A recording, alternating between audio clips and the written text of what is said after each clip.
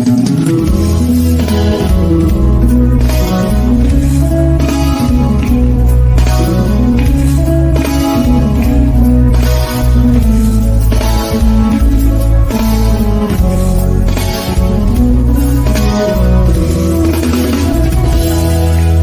មតែពាក្យមួយបាន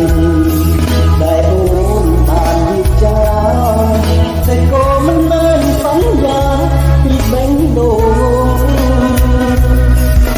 ត្រឹមតែពាក្យមួយបានដែលអូនស្រាប់បងដំបូង